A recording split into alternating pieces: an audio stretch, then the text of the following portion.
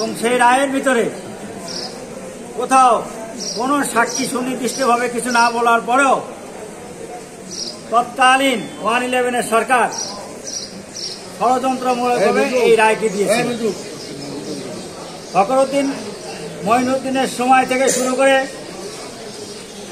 অদ্যাবধি পর্যন্ত জিয়া পরিবার এবং তাদের যে লোকজন আছেন অথবা আত্মীয় স্বজন আছেন যারা রাজনীতির সাথে সংশ্লিষ্ট, তারা সহ বিএনপির নেতাকর্মীরা চরমভাবে নির্যাতিত।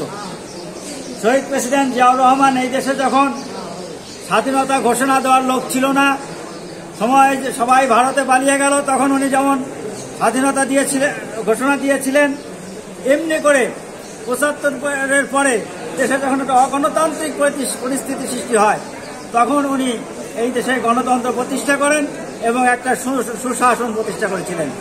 তা ওনাকেও হত্যা করা হয়।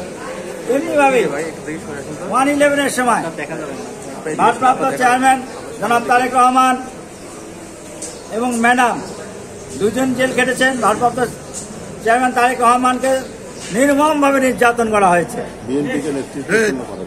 আর একটা হচ্ছে ওনার ছোট ভাই আরাফাত রহমান কোকো, ওনাকে এতটাই নির্যাতন করা হয়েছে এবং রিমান্ডে নিয়ে যে তারপরে উনি বিদেশে চিকিৎসার জন্য গিয়েছেন, সেখানেও চিকিৎসা পান নাই এবং শেখ হাসিনা তাকে দেশে ফিরতে দেন নাই এবং বিনা চিকিৎসায় তাকে হত্যা করা হয়েছে।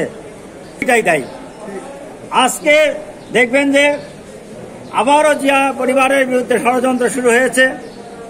মূলত এই মামলাতে একজন এমপি, তার বাবা একজন উচ্চশিক্ষিত এবং অধ্যাপক এবং দেশের বাইরেও অধ্যাপনা করেছেন, অর্থবিত্তশালী লোক, মাত্র ৩ কোটি টাকা হলো তার টোটাল ব্যালেন্স।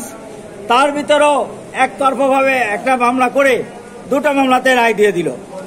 প্রকৃতপক্ষে